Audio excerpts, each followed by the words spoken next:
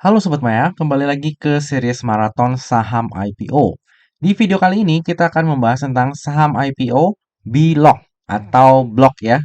Nah, jadi Blok ini didirikan dengan nama PT Trimitra Trans Persada di tahun 2009.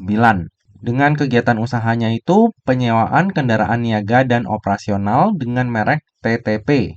Lalu di tahun 2017, seiring dengan masuknya pemegang saham baru, Blok ini melakukan transformasi bisnis menjadi perusahaan transportasi logistik darat dengan berfokus kepada pelanggan bisnis ke bisnis atau B2B ya, yang membutuhkan distribusi yang masif baik dalam maupun luar kota dengan menggunakan light truck. Lalu seiring dengan transformasi bisnis yang dilakukan pada tahun 2018, Blok ini melakukan rebranding Sobat Maya menjadi Blok dengan tagline Indonesia Logistik Transport Anytime Anywhere dan melakukan ekspansi bisnisnya secara luas dengan penambahan aset light truck di seluruh Indonesia. Lalu di tahun 2019, Blok ini mengimplementasikan sistem ERP. Kemudian ekspansi terus, lalu di tahun 2020, Blok ini kembali melakukan perubahan tagline menjadi Accelerate Your Business. Lalu di tahun 2022 nih Sobat Maya, dalam rangka memperluas layanan menjadi logistik yang terintegrasi, Blok mendirikan PT Simpan Sini Aja atau SSA, entitas anak yang bergerak di bidang jasa manajemen pergunangan dengan merek dagang Simpan Sini yang berfokus pada layanan cold storage. Nah, tentu saja dengan adanya SSA akan menambah exposure dari Blok ini untuk bisnisnya ya Sobat Maya. Oke, lalu ini adalah alur jasa logistik transportasi dari Blok. Untuk alur bisnisnya sendiri nggak ada yang terlalu spesial ya Sobat Maya. Cuma yang spesial ada di belakang ya, habis ini kita bahas. Cuma habis ini saya juga nggak ngomong Blok lah ya, karena kayak Blok itu kurang enak ya. Jadi akan saya sebut dengan Blok. Oke, ini adalah armada-armada dari Blok Sobat Maya. Jadi ada heavy truck, ada light truck and medium truck juga. Gambarnya seperti ini ya. Lalu ini adalah light truck dan medium truck yang untuk bawa barang-barang dingin. Lalu ada van juga kayak gini. Nah, lalu ini adalah laporan laba rugi dari Blok. Kalau misalnya kita lihat dari sisi pendapatan, ini selalu naik ya dari tahun ke tahun nih Sobat Maya. Tentunya hal ini bagus banget. Dan kalau misalnya kita lihat dari sisi laba bersihnya juga mengikuti loh Sobat Maya. Naik dari tahun ke tahun. Jadi ini bagus banget ya Sobat Maya. Perkembangan dari Blok ini dari tahun ke tahun itu bagus banget. Nah, kalau kita breakdown, ternyata pendapatan dari Blok ini itu 90%-nya datang dari pihak berelasi Sobat Maya. Untuk pihak ketiga sendiri ini nggak terlalu besar ya. Nah, pihak berelasinya itu siapa sih? Kembali kita bahas belakang ya Sobat Maya. Jadi yang ada di balik Blok ini itu sosok yang menarik ya Sobat Maya. Tapi sebelumnya kita bahas kebijakan dividennya dulu. Jadi kalau misalnya kita lihat dari laporan kinerjanya, kinerja dari Blok ini bagus ya Sobat Maya, bagus banget malah. Pendapatan dan laba bersihnya itu selalu naik dari tahun ke tahun, yang menandakan bahwa Blok ini adalah growth company. Nah, untuk kebijakan dividennya sendiri, mereka tuh berencana untuk membagikan dividen maksimal 50% ya dari laba bersih tahun berjalan. Menurut saya ini adalah suatu angka yang sangat achievable dan make sense ya. Kenapa? Karena mereka dari tahun-tahun sebelumnya itu juga udah membagikan dividen Sobat Maya. Jadi 50% untuk growth company yang udah punya base pelanggan afiliasi. Menurut saya itu masih sangat masuk akal ya Sobat Maya. Jadi di masa depan, Blok ini bisa menjadi salah satu pilihan nih bagi Sobat Maya yang pengen cari saham yang agak stabil yang rutin membagikan dividen. Oke, lalu ini adalah para pemegang saham dari Blok.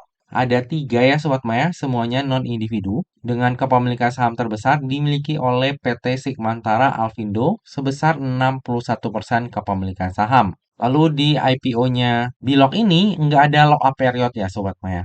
Tapi ya seperti video-video saya sebelumnya, saya udah jelasin bahwa ya lock-up period itu hampir nggak pengaruh lah Sobat Maya. Walaupun nggak ada lock-up period, nggak mungkin sih tiba-tiba pengendalinya itu langsung guyur barang di market. Siapa yang mau serap? Kecuali misalnya udah sebulan, 2 bulan, 5 bulan, setahun, ya mereka mau guyur pelan-pelan mungkin aja. Tapi kalau di hari pertama, hari kedua, sampai seminggu sahamnya baru IPO, itu hampir nggak ada Sobat Maya yang seperti itu. Jadi untuk lockup period, walaupun nggak ada, menurut saya aman-aman aja ya. Nah, lalu kita bahas yang paling menarik di IPO-nya Bilog ini Sobat Maya. Hal yang paling menarik adalah siapa sosok di balik dari Bilog. Nah, kalau kita telusuri ya Sobat Maya, pengendali dari Bilog ini adalah Bapak Joko Susanto. Bapak Joko Susanto ini adalah salah satu konglomerat di Indonesia. Pemilik Alfamart, Alfamidi, yang kita tahu sendiri itu adalah salah satu saham blue chip ya di bursanya kita. Jadi kalau misalnya kita lihat di sini, tentu saja IPO-nya Bilog ini akan menjadi sangat menarik Sobat Maya. Karena merupakan IPO perusahaan yang dimiliki oleh konglomerat. Di jajaran komisaris direktur dari Bilog ini juga ada anaknya Bapak Joko Susanto. Jadi nggak dilepas, walaupun memang manajemennya itu profesional, tapi tetap ada andil dari keluarganya Bapak Joko Susanto. Jadi selain CDIA, Bilog ini adalah salah satu IPO yang menarik ya untuk kita pantau Sobat Maya. Karena ini adalah IPO perusahaan konglomerasi. Oke, lalu ini adalah struktur IPO dari Bilog. Jadi sebanyak-banyaknya sebesar 563 juta lembar saham atau mewakili sebanyak 16,67% dari modal ditempatkan dan di store penuh yang akan ditawarkan kepada masyarakat. Untuk harga penawarannya sendiri itu berkisar antara 240 hingga 270. Sehingga dana yang akan diraup dari IPO ini adalah sebanyak-banyaknya sebesar 152 miliar. Lalu, dana IPO tersebut akan digunakan untuk tujuan-tujuan sebagai berikut. Yang pertama, sekitar 67% akan digunakan untuk tambahan setoran modal ke SSA, entitas anak yang udah kita bahas sebelumnya ya Sobat Maya, yaitu untuk pembiayaan pembangunan 3 gudang pendingin yang berlokasi di Tangerang, Pontianak, dan Makassar. Ketiga gudang pendingin itu punya spesifikasi yang sama ya, yaitu ruang penyimpanannya terdiri dari 3 suhu, yaitu suhu ruang, suhu dingin, dan suhu beku, serta memiliki kapasitas antara 750 hingga 3000 pellet position. Lalu tujuan yang kedua, sekitar 33% ini akan digunakan untuk pembelian sekitar 75 hingga 100 unit kendaraan dengan spesifikasi light truck termasuk karoseri tipe cold and dry dengan kisaran harga 500 juta hingga 750 juta per unitnya. Nah, untuk tujuan penggunaan dana IPO dari Bilog ini sangat menarik ya Sobat Maya. Seluruh dana IPO-nya ini digunakan untuk ekspansi usaha yang tentunya ke depannya dapat meningkatkan kinerja Bilog di masa mendatang. Jadi sekarang aja kinerja dari Bilog ini udah bagus banget. Kedepannya bakalan lebih bagus lagi dengan adanya rencana ekspansi ini Sobat Maya. Nah, ini adalah infrastruktur gudang yang dimiliki oleh SSA dan saat ini udah beroperasi. Sobat Maya bisa lihat rinciannya di sini ya. Lalu yang akan menjadi underwriter di IPO-nya Bilog ini adalah BCA Sekuritas atau dengan kode brokernya SQ. Nah, SQ ini jarang banget ya mengawal saham IPO Sobat Maya. 2023 kosong, 2024 kosong, baru mulai lagi di 2025 ini. Nah, di tahun 2022 sendiri, SQ ini mengawal 2 saham ya, yaitu MTMH dan juga Beli. MTMH itu berhasil 1 kali arah, sementara Beli itu tutup di zona kuning. Nah, kalau Beli, ini wajar lah ya tutup di zona kuning, karena ya size-nya gede banget Sobat Maya, 8 triliun. Dan waktu IPO, bagi Sobat Maya yang melihat IPO-nya Beli waktu itu, ada tembok yang gede banget di bid-nya Sobat Maya. Jadi dengan kata lain, kalau kita beli at least nggak rugi lah. Karena ditahan Sobat Maya di harga IPO-nya. Ya kalau kita ngomong, kalau kita jual ya rugi fee lah. Jadi ya lumayan aman ya. Karena mereka benar-benar jaga harganya. Sementara untuk MTMH, waktu itu IPO-nya di 325 miliar untuk nilai emisinya, berhasil 1 kali arah. Sementara Bilog ini cuma 152 miliar untuk nilai emisinya, harusnya lebih gampang ngereknya ya daripada MTMH dan juga Beli. Nah, semoga aja di IPO-nya Bilog ini, SQ ini sebagai underwriter bisa bantu untuk jaga harga juga ya Sobat Maya. Syukur-syukur bisa dikerek naik juga karena ini adalah salah satu IPO dari konglomerat kita. Lalu berikut ini adalah laporan keuangan dari Bilog. Kalau kita lihat dari sisi aset, ini selalu meningkat ya dari waktu ke waktu Sobat Maya. Dari sisi liabilitas juga kayak gitu. Dan dari sisi ekuitas, ini juga meningkat ya, Sobat Maya ya, dari waktu ke waktu. Dari sisi laporan keuangan, nggak ada hal yang aneh sih, jadi nggak terlalu saya bahas lebih dalam ya.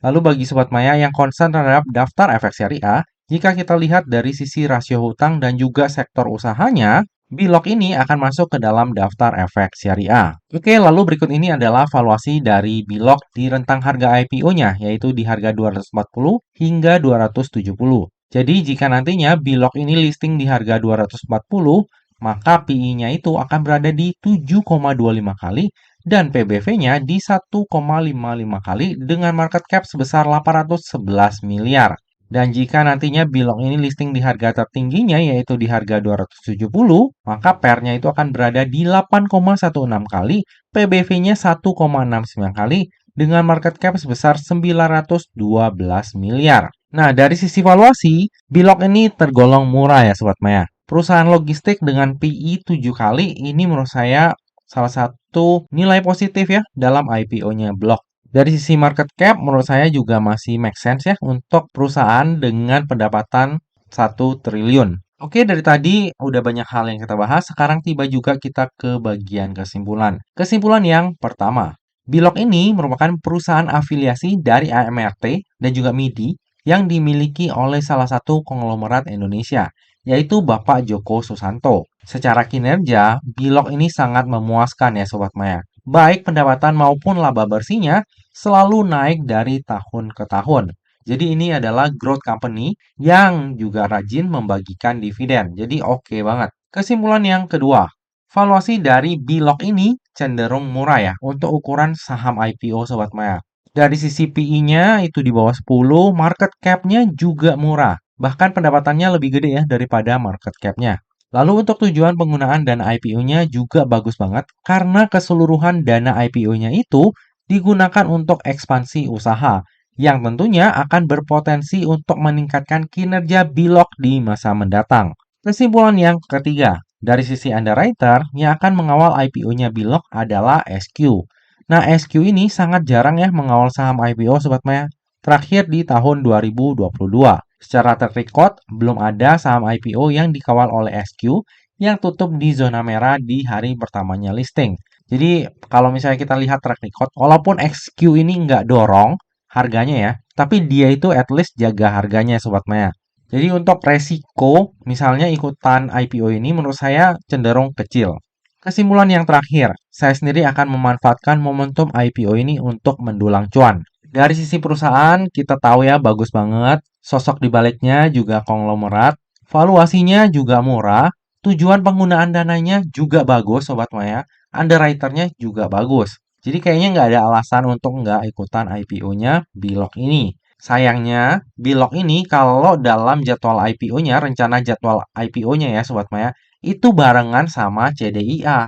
Itu sih sayangnya. Karena kalau misalnya barengan gini kan kita udah tahu ya CDIA sih udah wajib banget untuk ikut. Sementara Bilog ini juga sayang banget kalau dilewatkan. Tapi jadwalnya barengan. Sayang banget. Jadi ya paling pintar-pintar kita manage uang yang kita ikutin di CDIA dan juga Bilog ini. Nah, ini saya baru review 2 ya. Kalau misalnya ada lagi yang menarik, tambah pusing nih nanti Sobat Maya untuk bagi-bagi dananya.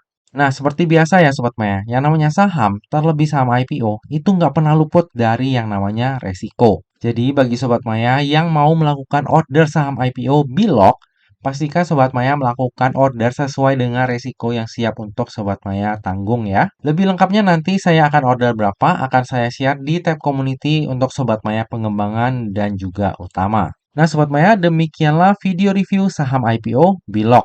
Semoga aja video ini dapat bermanfaat bagi Sobat Maya semuanya dan dapat menjadi bahan pertimbangan nih. Apakah nantinya Sobat Maya akan membeli saham IPO Bilog atau enggak? Nah Sobat Maya, demikianlah video kali ini. Akhir kata, jangan lupa untuk selalu jaga kesehatan, jangan lupa untuk selalu bahagia, dan semoga perjalanan investasi kita selalu cuan bareng-bareng ya.